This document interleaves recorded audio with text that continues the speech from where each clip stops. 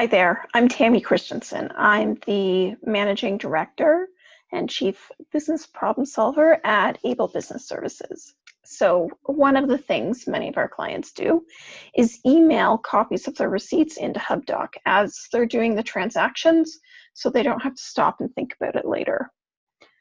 But if you look at the email address that Hubdoc automatically creates for you, it's nasty, which is fine if you're just saving it as a contact in your email.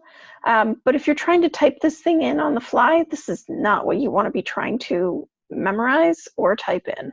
There's great news. Hubdoc lets you customize that email address. So let's show you how to do that here today. You go ahead and click on the cog. When it pops up, click on Organization in this top bar, and then hit Edit Email here. So what do I want my email to be?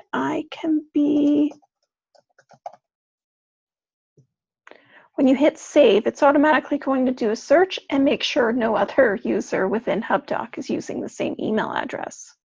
You can see here, I've been able to successfully save my email address. Now, you're going to want to keep a copy of this in your contacts. Maybe you're going to email it to yourself, so you can copy and paste it into your contacts on your phone to make life easy.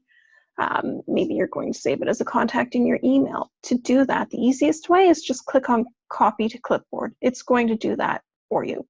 It's the same as pressing Control-C on a Windows machine for a shortcut, or on an Apple machine, I believe it's Command-C.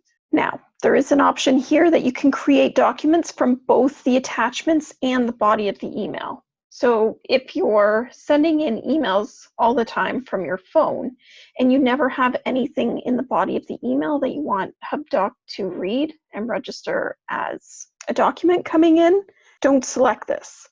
If you do sometimes forward things from your email and there's like text within the email and that's the backup that you have that you want to send into Hubdoc, do select this.